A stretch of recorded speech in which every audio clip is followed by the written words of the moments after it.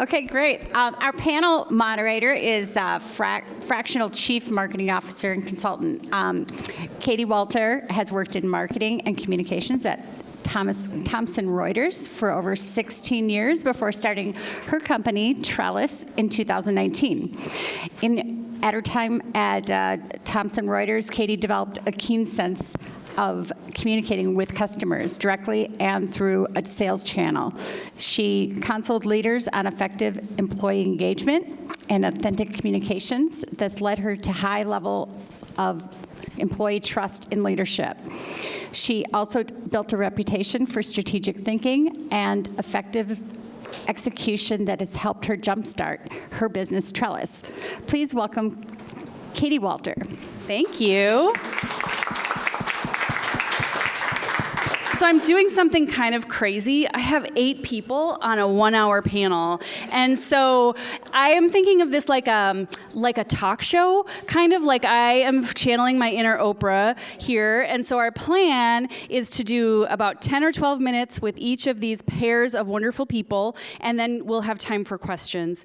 And the focus of our hour together is real life case studies of effective, amazing, awesome relationships between business owners and the fractional executives who serve them. And so I'm excited to look at that through a few different dimensions. A lot of the themes, if you were in the last session where Meg and Rachel and Carol talked about how to measure, how to set up a relationship, how to measure it, there was some lively talk around billable hours versus retainer versus buckets of hours and value-based pricing. And these two are going to like flip all of that on its head by saying, all kinds of things. So we're going to start there. I don't want to spill the beans, but they keep challenging me on the words I use, like client. We're not supposed to say client. Oh my God, you're gonna teach me this, right? Well, we're going to talk about it. Okay, all right. So our first pair is Eric Johnson, who's the managing director at Centers for Open Reconnaissance and founder and chairman of Aurora WDC, the professional services firm he founded in 1995, focused on competitive intelligence, corporate strategy, and market innovation. And with him is Jason Voyevich, who's one of the founders of Voyager's Voyager Voyevich. I just got that. I did. He's the fractional chief. So product or marketing? I focus more on the product side. Okay. Fractional chief product officer and an author. His latest book is called Booze, Babe, and the Little Black Dress, How Innovators of the Roaring 20s Created the Consumer Revolution. He's also, I said that already, co-founder of Voyager U. So Eric, first off, describe your business, like what you sell, how many employees, what your revenue is, and what circumstances led you to engage a fractional products leader. Okay, so I started Aurora in 1995 on my 25th birthday because I met a girl that I wanted to marry and I needed to have a job. So I didn't have a job and I thought that'd be a great way to convince her to marry me. We have 4 children now and all that is history. But Aurora really started out being Eric's job. Find Eric stuff to do so he can make money. And in hindsight, I ended up being kind of a fractional intelligence officer at a bunch of different companies across the country. The most noteworthy was probably National Semiconductor, and I was out there for a period of several years. Every week, I'd fly out on Sunday night, fly home on Thursday, and basically ran their entire intelligence operation. Were you a spy? Don't call us that, because that's not politically correct to refer to that. But a lot of what the strategic market and competitive intelligence work that we do is designed to gain an information asymmetry about reality in the marketplace. And so in the last 28 years, we've developed a lot of doctrine and tradecraft to support all of that. And today, Aurora consists of 3 businesses. Aurora GPS is our global professional services, consulting, research, wargaming, all that kind of fun stuff. First Light is our software business, started in 2005. And Reconverge Reconverge is our learning business, which began in 2010 officially, and then was sort of scaled up beginning about 2013, which we had to mothball in 2020 because of COVID. So we're resurrecting the Reconverge business here this year, and so that's one of my big initiatives this year. And my brother's the CEO. He joined the company in 2003 as director of research, and I finally sort of semi-retired. My wife would tell you I did no such thing, but kind of handed the reins to him in 2009 when I was ready to kind of be done with that phase of my career, and now moved into more R&D kind of work. So a lot of what I do all day is whatever the hell I want. And Jason, what do you do for Eric? Yeah, you know, my area of responsibility for Aurora is managing the brand and how how Aurora shows up in the marketplace. That involves both, the product offering and how all of that fits together. But really, it's, for Aurora, I am I'm a colleague of theirs. I'm not the business relationship is a fractional chief marketing officer, fractional chief, kind of product launch officer, whatever you want to call it. We don't really talk about that. I'm Eric's colleague. Yeah. And we work together. I have an area of responsibility in the business and, kind of a scope of responsibility, but not a scope of work. And that's really the key difference.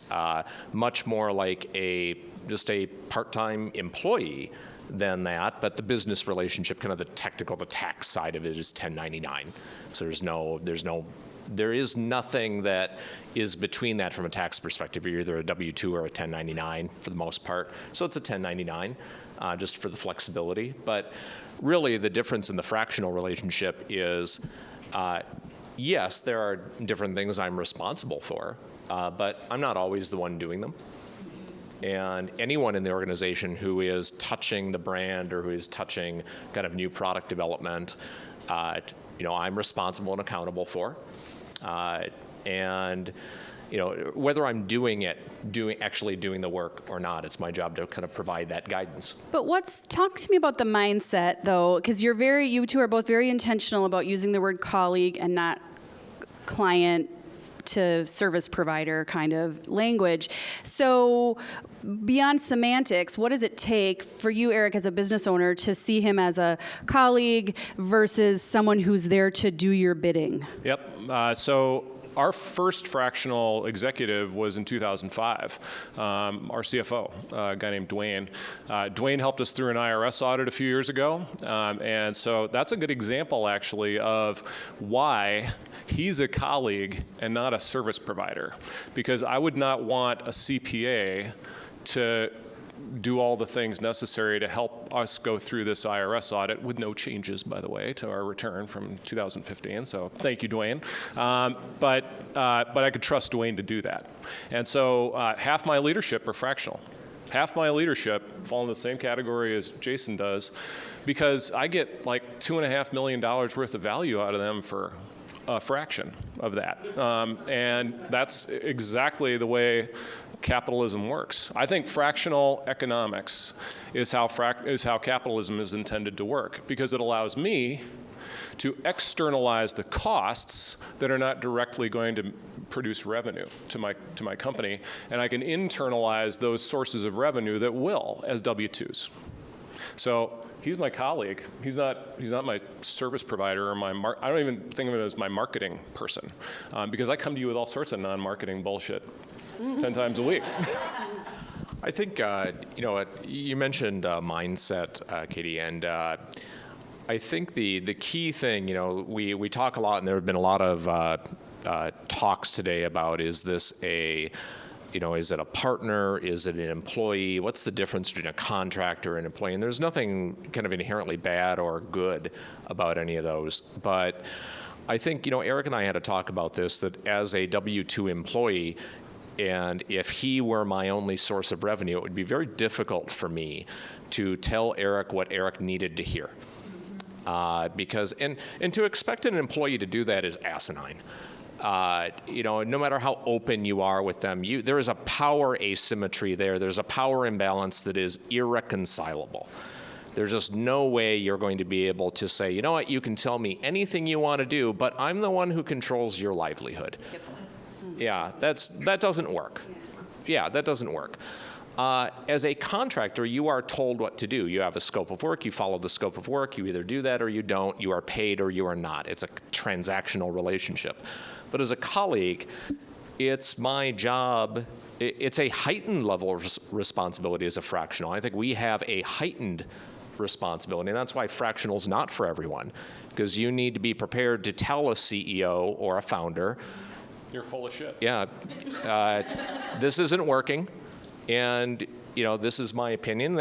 It's their business. They can take it how they want to, but it really is, if you've read the book, The Trusted Advisor, things like that. It's why employees and contractors tend not to be able to attain that level, because there's a power imbalance.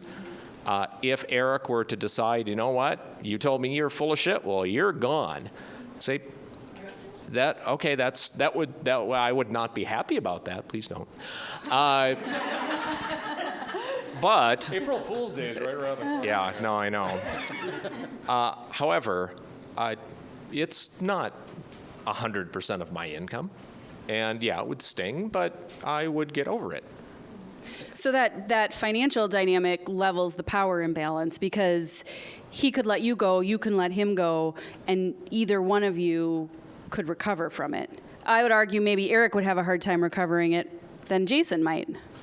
I was actually thinking, I know there's a lot of fractional CMOs at this meeting, and I'm thinking about, what are the circumstances that would cause me to work with somebody other than Jason? And I thought, well, if Jason dropped dead, God forbid, but that's probably it. I think that speaks to the longevity of the relationship. We're both perfectly happy with how this is going. And so there's no reason to make any kind of changes, because we can sort of flex based upon the volumes of work and stuff, or the priorities of the quarter or the year or whatever it is, or the campaign. But as far as I'm concerned, you're kind of permanently my CMO. And I realized also, I've got another fractional executive in the audience. Kurt Hallbeck over there is my fractional chief product officer. Ironic that you think of yourself more as a product guy than a marketing guy, but Kurt does a completely different set of leadership jobs inside Aurora as a corporation than Jason does, and they often collaborate together, independent of any of the rest of us. So my fractionals get together and do all kinds of stuff that I have no idea what they're doing, and don't need to. That's really helpful and inspiring for me, too, as I think of engagements or jobs. Should I call it a job that I've had as a fractional? Sure. Okay. Calling is actually a little more accurate. Calling. I feel like Jason has found his calling vis-a-vis my company. And so is Kurt vis-a-vis my company. And we can adapt that a little bit. So is Dwayne. Dwayne never wants to have another IRS audit, but they've found their calling with regard to how they're servicing my corporation. Amazing. Okay, can you hand that to Jessica and actually to Katie? Sorry, we're going to go to Katie first. So our next case study, you're going to get a chance to ask these two questions when we're done. Our next case study is Katie Inoue and Jessica Kelly. Katie is the founder and chief executive officer at Spark TS, which offers customized solutions for railroad safety and FRA compliance. And Jessica Kelly is her fractional chief marketing officer. Do you want to say anything else? You want me to add any other adjectives or nouns? Okay, cool. So Katie, first tell us about your business so we know who you are, and then what circumstances led you to engage a fractional CMO. Sure thing. So I started the company in 2017, and we started as Spark Training Solutions. Actually, I started as a fractional compliance regulatory affairs consultant as well. There's life after fractional if you want it. And then started doing corporate instructional design for some of the railroads in the industry, and then turned that into a SaaS business. So now we have a railroad safety and compliance software product used by about half of the larger railroads in the country. People compliance, DOT compliance. And so we doubled our headcount in the last 6 months. We're at 14 employees. So we're at a stage where in 2017, consulting, instructional design, slowly investing into a SaaS product. And I think we've been working together for a couple of years. So to answer the second part of the question of what led me to bringing on a fractional CMO, I knew we were headed to a period of a lot of growth. And at that stage, I really was handling a lot of the pieces of the company myself. myself. So for instance, our website was built over the weekend by me on Wix, functional, not ideal, several things like that. And so I knew looking forward that the company was getting ready to grow. We had grown organically, and we were at the point where we were looking at vertical markets as well as going beyond our network. And so it was time to be more intentional with marketing. Awesome.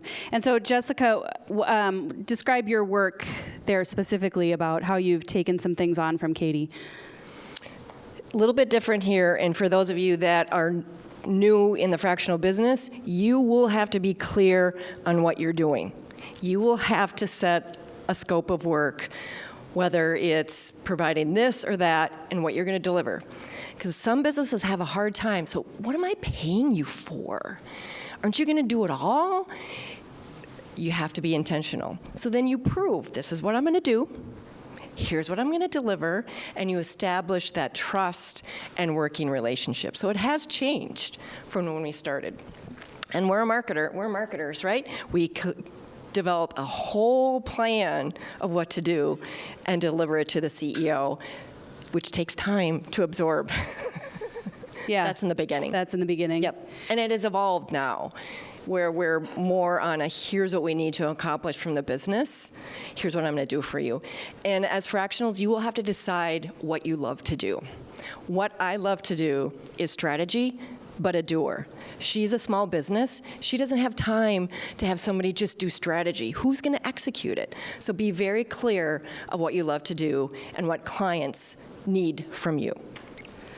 And so you started off with a sort of tight scope of work, and then what was that focused on? It was focused on developing a marketing plan.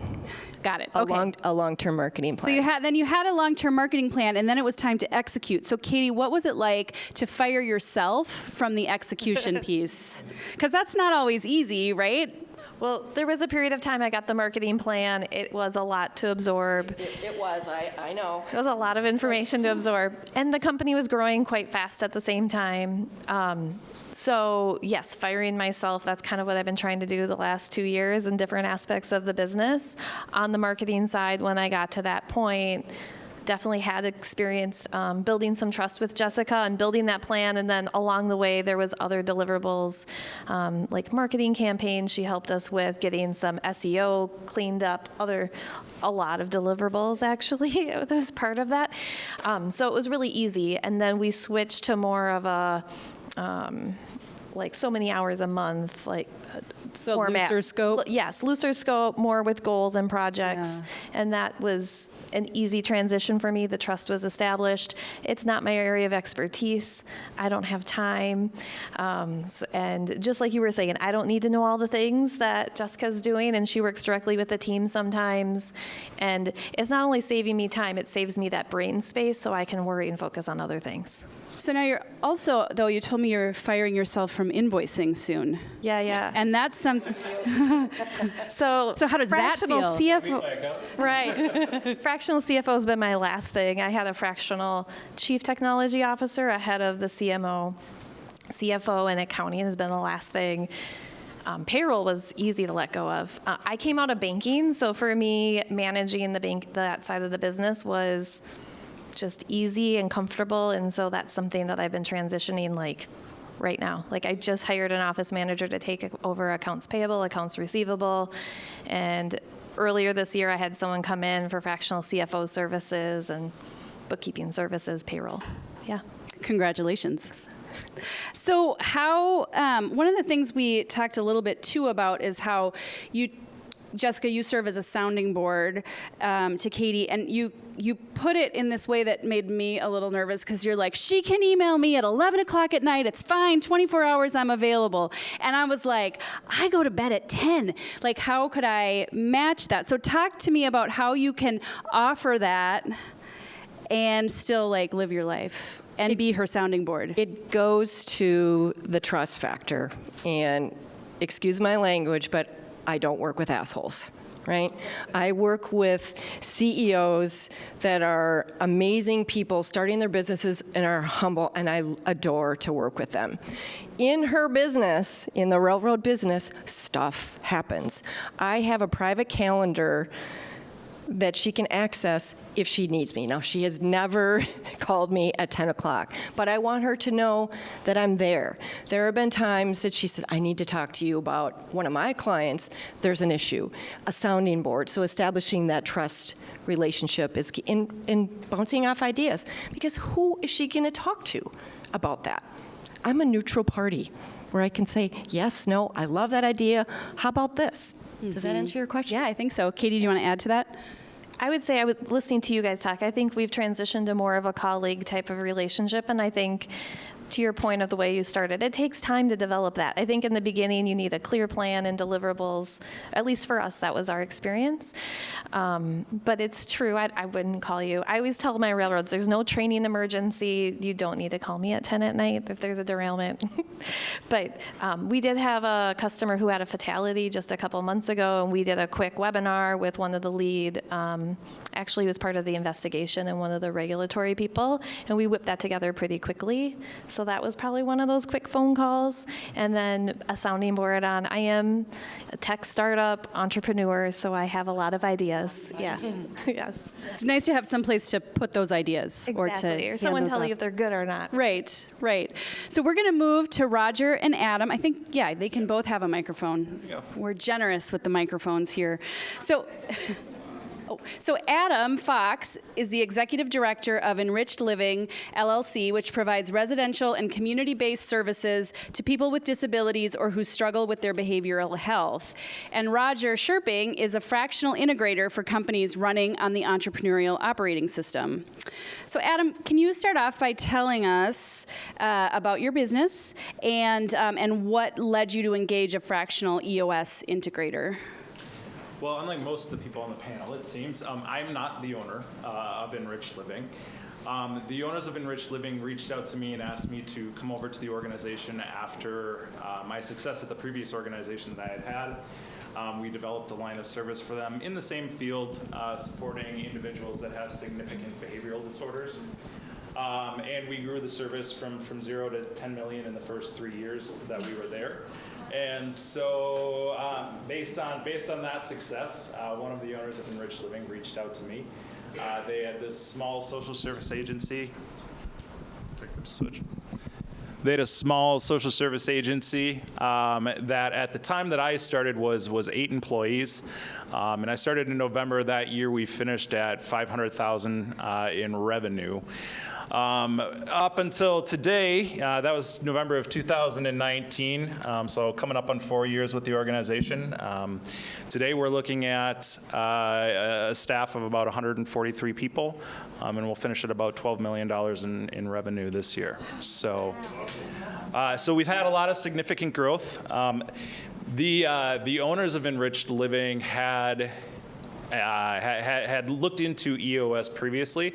It was something that I was not familiar with, but it was something that they brought up they wanted to do. I read the book, and I really got into it and really appreciated it. That being said, I'd never implemented EOS myself, so I did the best that I could. But after a little while, we decided it was probably better to bring in a professional to help implement EOS throughout the organization and make sure that we were adhering to the principles and moving the company forward. Well, and I didn't help implement. You had already implemented, so I just owned the operating system, and I made sure we were having our L10s, all of our EOS tools were sharp, we were driving accountability through the organization and that sort of thing. Does everyone here know what EOS is? If you don't, and you're sort of new to working in small businesses, because this was my experience coming out of big corporate, like I had never heard of it, because we had other, Deloitte gave us our operating system, McKinsey maybe. I just didn't know what it was, and it was super helpful transitioning into small businesses to understand Traction and EOS. So Roger could maybe be a good resource for you somewhere down the road, or pick up the book. But what was it like then going into that business and trying to integrate those operations and have an impact on culture? Well, from my standpoint, I sat in on the first L10 that they had when I was there, and I told Adam afterwards privately that, Adam, that was just a kind of a poorly run staff meeting. That was not an L10. And so we started following the agenda, And I think everybody got on board right away. The real beauty of what we did was, because I had never done this before, it's a big enough organization that we not only had the leadership team meeting every week, then we took it down a level and we had all the divisions have a leadership team or a L10 meeting every week, and then we took it even lower down to the lowest level of supervisors. And it was great. I had never seen that before, where issues at one level were raised at one level, but they couldn't be addressed at that level, so we would push it down to the other level, or vice versa. If the lowest level had an issue that only the leadership team could solve, then they were able to push it up to the top level. And it was really beneficial to see the results, and it really affected the culture. Absolutely. How?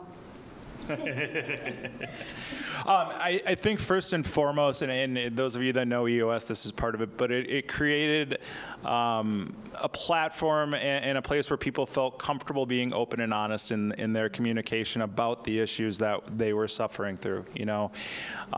We working in the more behavioral side of the social service space. There's a lot of putting out fires and a lot of issues and things like that do tend to come up. And it gave the site supervisors and the directors who don't always office out of the main office. We don't always see them that often because they're out in the programs or out in the community providing services. And so it gave them that time of the week to come in and really have that opportunity to affect the business and, in a sense, kind of work on the business as much as they do work in the business. And the employees really started to feel like, I'm not just an employee here. I can raise an issue and that I have a problem with, and I can expect that it's going to get dealt with at the appropriate level. I remember one meeting we had, all the supervisors were in this big room, and we were saying, okay, guys, come on, open and honest. What issues are there? What do we need to talk about? You could see people kind of looking at each other, and they were all waiting. And one of them said, you know what? I want to talk about what we get paid. And it took a lot of nerve, it took a nerve to ask that, but I felt good that we had created an open and honest environment where they could speak up about something like that. Yeah. Well, and kudos to you, Adam, for modeling receptivity to that. And that Roger told you had a bad meeting. And instead of getting mad, you fixed it and you changed it. And one of the things you talked about in our prep call was how you look to Roger as something of a mentor and a sounding board, even more than I think some of the sounding board comments here. Can you talk about what it feels like to have an outside insider on your side? Yeah, I mean, I didn't go to school for business. In fact, I did for one semester and ended up hating it. So the fact that I'm sitting up here, leading a $12 million organization is kind of ironic. But, I think the fact that Roger came in and really supported us and everything else really helped progress the organization. And one of the biggest things that Roger did for me was helped me kind of learn to navigate relationships with the ownership. These were two, big-time investors, right? I mean, people that, were focused on the data, focused on the dollars, and not a whole lot beyond that, but they had the capital for us to be able to grow and do what we wanted to do as a social service organization in supporting people. And so I think, Roger became a huge sounding board for me, especially on learning how to kind of navigate that relationship, as that was new to me. That was something I hadn't had to navigate previously. And even after the fact, even after Roger left the organization, because we decided to move to a full-time integrator, Roger's continued to be someone that I can call on and talk to, and has been, a huge support for me as well. So. That's awesome. And the other thing we talked about was that by having Roger working in your organization, you developed a more sophisticated sense of accountability within the team. Yeah, I think just using EOS in general creates accountability. But Roger's really good at sitting there and, if you didn't get your to-do done, making you give an explanation as to why, and okay, well, you're going to get it done this next week. No, right? they just get a funny look the first week. The second week, they have to give an explanation. Fair enough. I have a feeling that I would not be scared of Roger's look, but I would really want to not get it the second time. Right? Like there's something, I don't want to disappoint Roger. It's like the goal here. That's amazing. Okay, we're going to move to Priya and Liz. Priya Nirula is the co-founder with her husband of Key Hubs, which is a tech platform and consultancy that aims to help leaders uncover hidden value in their organizations. And she and her husband also founded the nonprofit Neighborhood Forest. And Liz Otteson is her fractional community builder, and she's a professional development facilitator and also one of the driving forces behind this conference. So if you've thought at any time in the last 2 days, wow, I'm so glad we get to sit in these tables and do fracking awesome things and talk to each other, that was all Liz, and very intentionally designing space for us to do that. And Priya actually has lots of fractionals working for her, and one of them that we had thought about having wasn't available, and Liz said, of course I'll do it. So that's Liz's says yes to a lot. And I would love for Liz to be here more than anyone else, so thank you. Yay. Oh, it's like a love fest on the frac community. Okay, so Priya, first off, describe your business. Tell us what you do, what you sell, how big you are, and what community means to your business. Sure. Well, Key Hubs is a software as a services company where we help leaders uncover hidden talent, which is inside their organization, by mapping the relationships exist inside the organization. Either you believe it or not, each company has a culture, and what it is, we help you find that out and work with the positive culture and move in the positive direction. So I know it's a little complicated to explain. It's such a unique concept, which I love about our work and our company. And we're still a small, under 10 employee and under 1 million revenue. Who do you sell to? We sell to usually, big Fortune 500 corporations, but we work in between small and medium-sized firms as well. We work with a lot of, HR leaders and people officers. That's the new title nowadays. We work with them. Neighborhood Forest on the other side is we give away trees to kids on every Earth Day, teach them about the environment. So both of my ventures are very different, yet very connected with each other. And we've been around with both of them for almost 14 years. So congratulations. Thank you. It's amazing. And so community, now we brought your fractional chief community officer along. What is that for your SaaS business? Yeah, so to give you a little bit background on the Key Hubs, I think to understand how it works. So the first 10 years of our business, we were more of a boutique consulting firm. But then after 10 years of learning, we learned that a lot of people were really interested in our technology, and they wanted to do the work we do, and by using our tools and technologies. And so we were on the process of creating this next generation product of Key Hubs Matrix, and we released that just before pandemic hit. Some of you have experienced here through Liz's work here. But anyway, so we didn't realize until we released that product, actually we were creating a movement and a community of users around this technology. We were attracting like-minded people, and also our software is very customizable, so we had a lot of knowledge sharing among each other. So kind of really building a movement around in the similar space. And Liz happened to, be the community builder.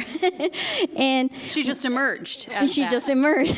And we were in a very tough spot when I ran into Liz a few years ago. Neighborhood Forest was a very side hustle project until COVID hit. Like everybody started to care about the environment, and our program went viral. It went from $20,000 budget to a $250,000 budget project in 1 year. And so we were in a very tough spot. On one side, our consulting side of Key Hubs was paused because of the pandemic, and this new software was gaining momentum. It was, growing a community and had a newness to it. And so we were in a tough spot, which business to, work with. And, it's a team of my husband and me on the leadership team. And a lot of the, our software developers, they're based out of India, and they're more like a work as a team, but kind of fractional as well. So how do we work? And then I expressed that struggle, a challenge to Liz, and Liz being Liz as an angel, and she's like, let me take care of that community building piece for you guys while you figure out the neighborhood forest struggle. So that's how we started to work together. So this started as a barter, and right? Because that meant you got what? So I got access to this fabulous software that I had seen in action, both from Priya and some organizations that we were both involved in. And I was like, how can I get my hands on this as kind of this fledgling coach and consultant who had come from education and now was doing professional development on my own? And I saw the price tag, and I was like, that's not going to work, but I'm really passionate about it. I really enjoyed and knew I was really aligned with both Priya and Vikas in terms of the values and the purpose of the business. And I said, you know what?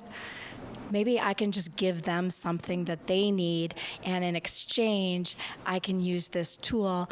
And what's the worst thing that's going to happen if I offer up a barter? They say no. I think we'll still be friends after that. So that's how it got started. And we had been talking about, like, what do you love to do in your work and what's dragging you down, and vice versa. And so through that aligned friendship and shared values, we were able to figure out how can we both do a better job of staying in our zones of genius and empowering each other, and take a little bit of a flyer while we were doing that.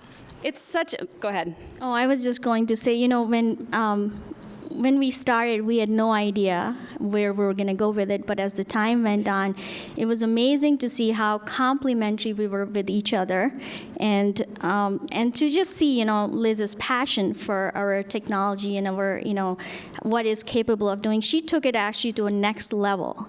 We couldn't have even imagined with her expertise, with her facilitation skills. So it was something like gradually grew into that. What I love, one of the things I love about this story is that, Liz and Priya were both at these sort of, Liz was just starting her business. Priya was saying, which one do I cut so that I can feed the other one?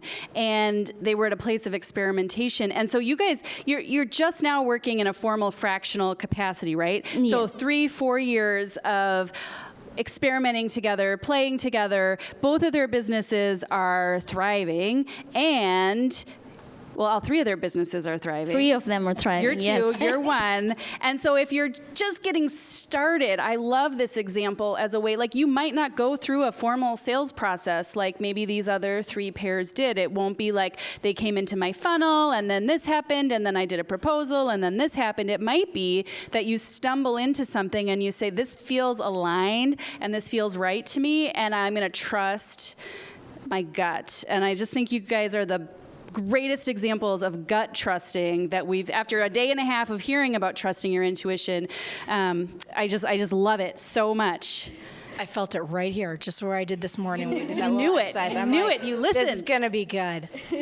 I would say it was the same feelings for us too, and we felt like, oh wow, what a great way for her to come in and say, here, let me take this piece out of your hands, so that frees a space for you. I mean, we literally would disappear. So neighborhood forest peak time is from January till May.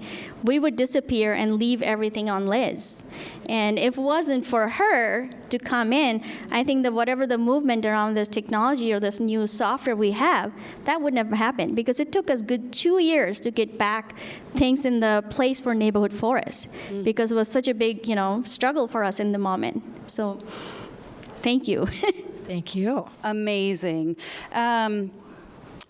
So this informal start led to big value for both of you.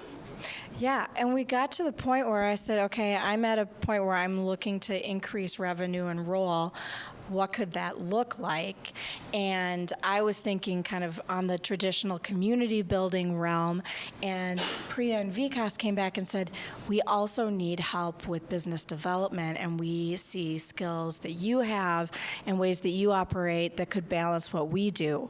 You want to talk about that? Yeah, and so once we started working, and the big part of Liz's expertise we didn't realize until she started really using her technology was like her understanding of the technology, since it's so unique, and in her reach out skills. English is my fourth language, so a lot of the stuff when she would write it up for reaching out and all these things, I was like, oh my gosh, this is amazing. So we're like, we could use her not just for the community building side. She can really help us grow this other side of our business, which we're is in a very much a startup phase. So we brought her in to help us grow that side, because we really need someone who understands the technology and replicate Vikas and I. And I think it was very good for us to see that Liz is already, taking that side. Amazing. Okay, so we've had 4 case studies. They've talked to you. I've gotten to ask all the questions. I'm kind of ready to, I think, open it up to the audience and see what questions you have for them. And as you're thinking about your question, I just want to reflect back that, or what I sort of have heard is, like, we have great business owners and leaders, and we have great fractionals serving them. And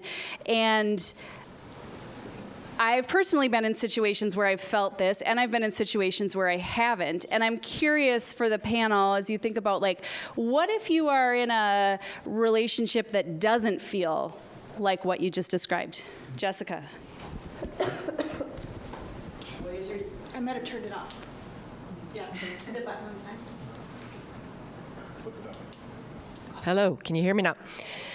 I had a relationship with a client, wonderful business, enjoyed working, but our styles did not mesh. I knew I was going to get fired.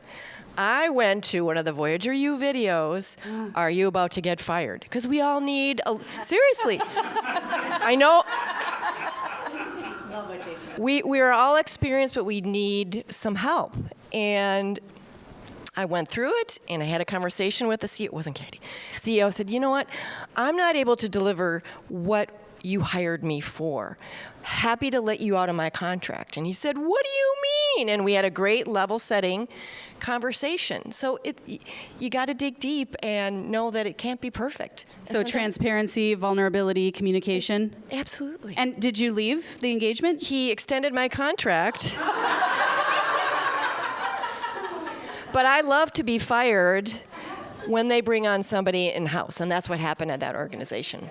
So there's good times, bad times, ugly times, and you got to reach out to your people to get through it. Anybody else want to comment on that? I have a quick remark. That's actually how Jason got the job. Was we were out at Inbound, I think, in Boston in 2017, and I was complaining to Jason about how our marketing guy was just not working out. And I think Derek originally flew you out there to get your advice and maybe some coaching or something for him. And Jason's words were, I think I hope you don't mind if I tell this story. I think you should fire that guy and give me his salary, and I'll do 10 times the job for a lot less work and time. And we said, that's a great idea. You're fired. And so I don't know if that's your question, but it's an interesting business development technique to tell your prospective colleague who's about to hire you to just clean out the other department. So I said it nicer than that. I think you were more polite than I just was. I think the only thing I would add is a strategy I found over the past couple of years is for most of my retainer work, I work with other fractional professionals in a partnership. I think that's a lot of fractionals think they're kind of on their own and they do all of this stuff their own. Most of the time I work with colleagues on a joint contract with the client. So if there's like, hey, I'm the right fit to kind of take the lead at one point, and then someone else is ready to kind of fulfill what I'm not doing, there's an easier transition for the client, so they kind of get a 2-for-1. Bring complementary or opposing skills to it. And I found that helps with because you never want to get fired that's bad for everybody. Better to be transparent and upfront about that. But I found that if you can go in to to the organization and give them more value, then there isn't a, hey, I'm stepping away for a little while. It's not as big of a deal because someone else is right there ready to step in. That's exactly why I hired my fractional CTO, so her Chief Technology Officer. One was very unique and specialized in the cyber side, and the other was on the code base. And so when I was looking for fractional CTOs, they had a unique partnership that made it a really easy decision. Yeah. I have a question about your engagements have changed over time. And that's what I was hearing. Like initially there was that setting that trust up and there was deliverables. And how do you account for hours now, fractionals up there? I'm kind of curious, like, are you time tracking? Are you transparent when, here's all the things I did this month? How do you handle that? Well, you can answer.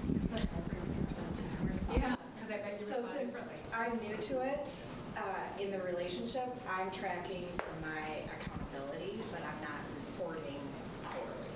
So that's, and I don't know that that will always be the way that it goes, but for me, it's like making sure I've got the rhythm and I'm fulfilling on what we've agreed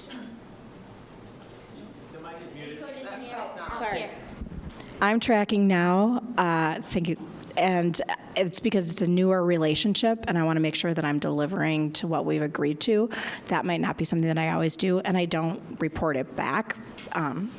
But there would be transparency if there was an issue. So.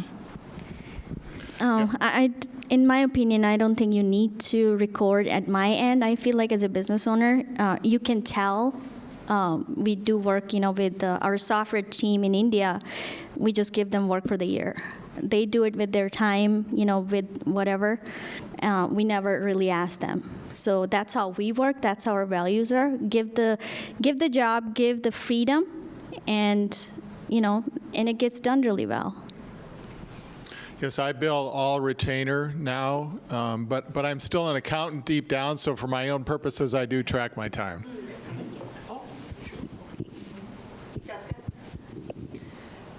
I have an app that I track every hour that I put in, but the value I give, back to your comment, what, $2.5 million for that, it's the same thing. I do way more than I bill. Because why? It's the value that we provide in helping businesses. I know that's probably not an answer, but.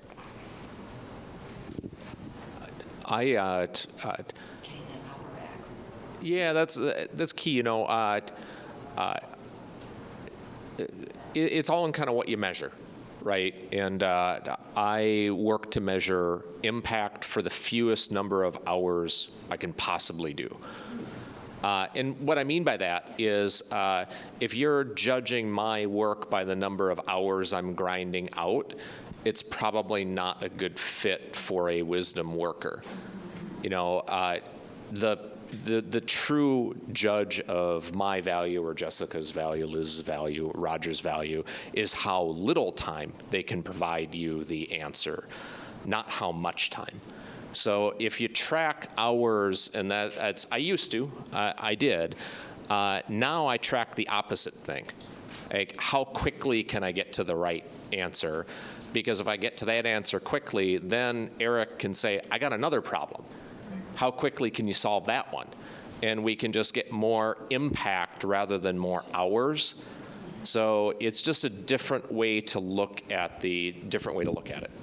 And just an acknowledgement of that, that's the way I think about it. So he's thinking about it the way the business operator is thinking about it, which isn't how many hours I don't know how many hours you spend on things, and I don't really give two shits. Just produce the outcome that we're trying to produce together. And then you'll often come to me or my brother or others in the company with ideas that we never would have thought of. And I think that's a really, really important role for a fractional. I don't know that we'd get the same thing out of W2, where that person would be thinking so creatively about my business more than I do a lot of the time. And this is something I tell my children is wealth isn't how much stuff you have or how much money you have. Wealth is how little you need. So it's kind of that same switch of perspective, I think, that Jason's talking about there. It's not how much we have, it's how little we need to get things done and accomplish. So I don't think in terms of headcount either. You asked me how many employees we had, and I have no idea. I think what you can tell from everybody is we are givers. We love to help. We love to give and help these organizations thrive and grow.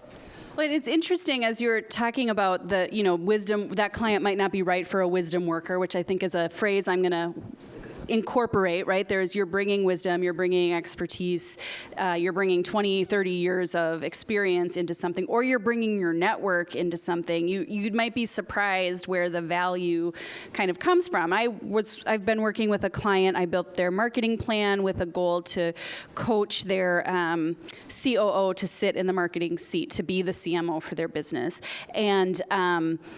And when we were presenting the plan to the COO's boss, I made partnerships as part of the strategy. And I said, I have a friend who runs a business that would be a great partner for you, and I've got a meeting with them tomorrow. And afterwards, the person I'm coaching said, that was where you won over my boss. Was in this thing that I had just seen it on LinkedIn. I didn't know they were in this business. I saw it on LinkedIn that they were doing this, and I'm like, we need to talk. And so that took me a minute and a half to send an email, and now they're gonna go into a partnership that's gonna be mutually beneficial to both of them. And it's simply the fact that I spend too much time on LinkedIn that led to that. So, and I appreciated from her that she said that was where you brought value. And so to get that explicit feedback has been helpful for me too. I think it's worth asking your clients or your colleagues, where are you seeing the value? Is it in the MQLs or the whatevers, or is it something else? The Rolodex resource. Yeah. And when I left my job, my whole LinkedIn was people from Thomson Reuters, where I came from. And now that's a quarter of the people. The more you're out of big corporate, the bigger and wider your network gets. Mm-hmm. Is there another question in the audience? Oh, you've got one here. I'll come over to you, Kurt. Actually, I just have a quick comment just to build on what you said, Katie, just to call attention to it, which is our professional balance sheets are not just about what we know, but about who we know. And so think about both of those things, because that's really the value you bring as a fractional, is the totality of that, if you will. I'm curious for the business owners. It sounds like most of you were kind of familiar with Fractional to start with, but I'm curious if there's anything that you wish you had known before engaging with a Fractional.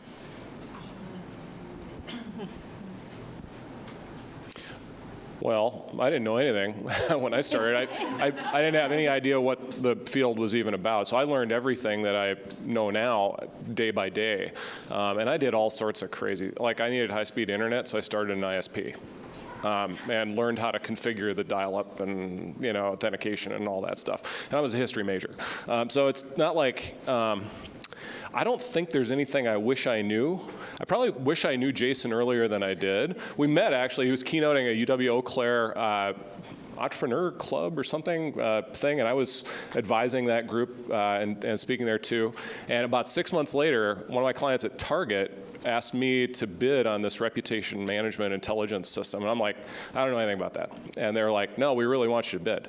And I said, I'm not qualified. I can't do that for you. And they're like, your competitors all say it's a piece of cake. I said, well, they're lying. and I took the job based on the fact that I could bring Jason in. And that was actually our first engagement together probably 15, 16 years ago. So that initial trust activity, that gave me the confidence to probably 10 years later to bring you in as my fractional CMO. So, and that was the rebranding, by the way. We did a top to bottom rebranding. I think it took 10 months from start to finish. And then, I don't know, Jason, you're a permanent CMO as far as I'm concerned. Thank you. That's very nice. A lot of trust. A lot of trust. This one they're not all like that. But for a second fractional engagement, that's, having someone that and you can trust, and you have some of that, and you don't have to climb that mountain, is good. So you don't have to have all of the statements of work and all of the details. because sometimes that takes, it can take time to build that trust. That relationship grows at that speed. Very often I will do I'm also an advisor, I'm also a consultant, and I'm also a fractional. And sometimes a consulting engagement that is more transactional is a great way to build some trust and to figure out if it's a good fit. It's not like good or bad, it's just fit or no fit. That's okay. Who else? Oh, right back here. I know that we're talking about successes here, but I'd love to hear from some of both the providers and the businesses. Have you had lessons that you've learned the hard way? And what are some of the most important ones that you kind of wish you would have had a different perspective or a different set of operations when you went into an engagement or a relationship? I like some of the things that they've been saying today about choosing what your fractional business is, because I know when I first started out, I'd do just about anything, because I have a finance background as well as EOS. So sometimes I was a CFO, sometimes I was an integrator, and I had a lot more fun in the jobs with the clients that fit what I like to do. And I should have changed that. I would change that if I could go back. I've had fractional situations where in the beginning it was great, we had a statement of work, and then it moved to more of a retainer, and I lost seeing what the deliverables were and ended the engagement. So I think the retainer makes sense, but there still needs to be a clear sense of what the goals of the relationship are and what the deliverables are. Which you would have if that was a full-time employee, right? Exactly. There's trust goes both ways, but also accountability goes both ways. Mm-hmm. Yeah. Trust but verify, Kurt says. Yeah. Did that answer your question?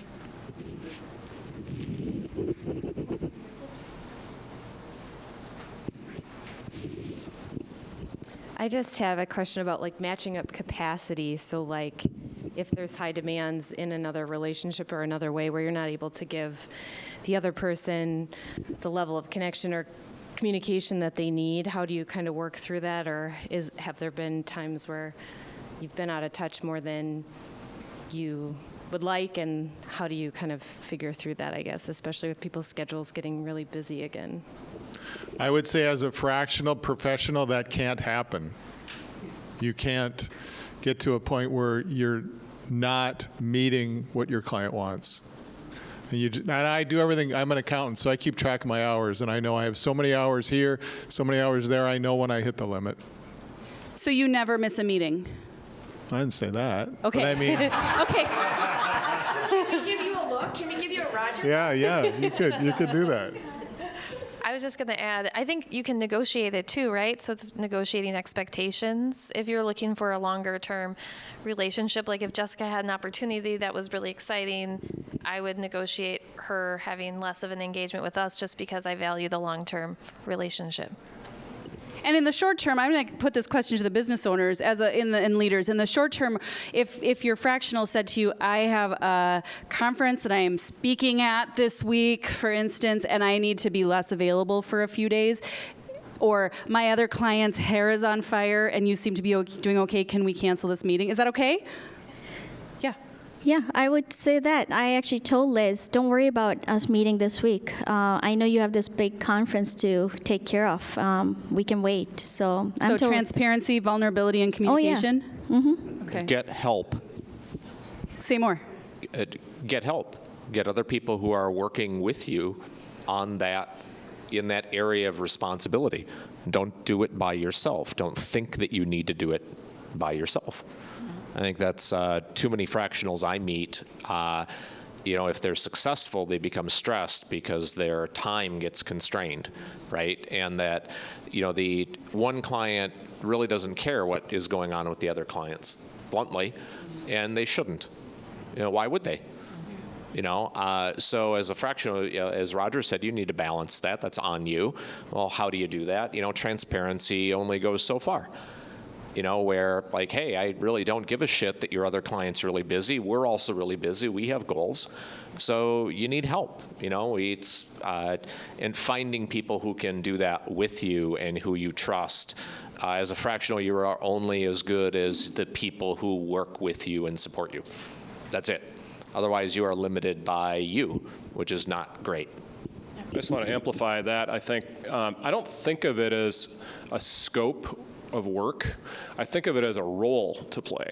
So Jason and Kurt and the other fractional leaders, if you want to call them, I don't think you guys as fractional. I think of you as the rest of the leadership team.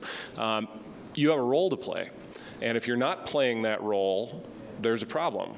But you all are, and you all intuitively know that that's the role you have to play. And it's a little like a jazz band or, an actorial performance if you're, in a play. Each of those characters, what's that? Theatrical performance. Actorial. I think I made up a new word. Theatrical performance, but you're all sort of trying to make the overall experience a pleasant one for the audience that's there, experiencing that performance. And you're all going to be doing things a little bit different. You're kind of make it up as you go along. You're going to play off of one another, but it's not that sort of strict. I don't feel the need to control the hours that Jason puts into the role. That's up to him. Adam, what do you think? Well, I was just going to say that it's just as much as it is with our W-2 employees, it's just about communication and being open about what's going on. And, we, at least in our field, we understand the fires and the things that do come up that you can't predict.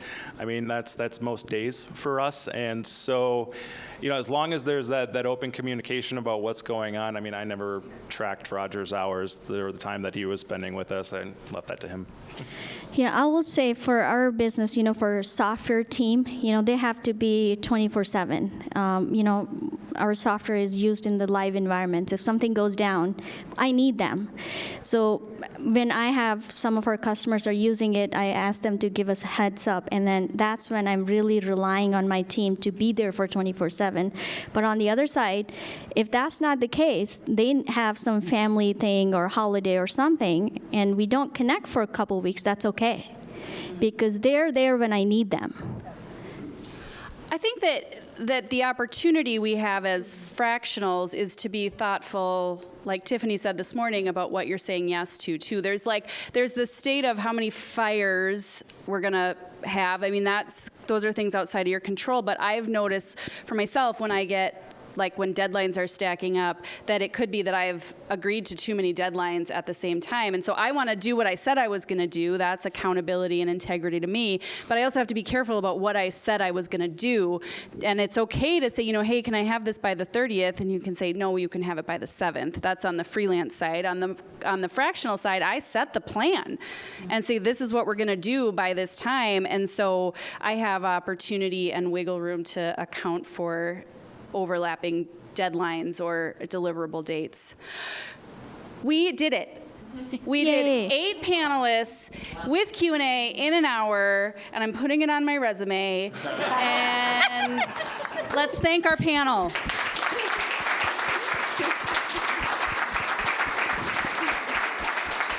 Thank you all very much. Melissa, where are we going next? Or Camille, where are we going next? We are going to Hives. Okay, so yesterday you got 30 minutes to meet your Hive group. Today I think you're going to be in the same group downstairs, but you get an hour to talk to each other. Liz, you're going to talk us through that, right? Yes. Okay. Exactly. So go downstairs. Thank you.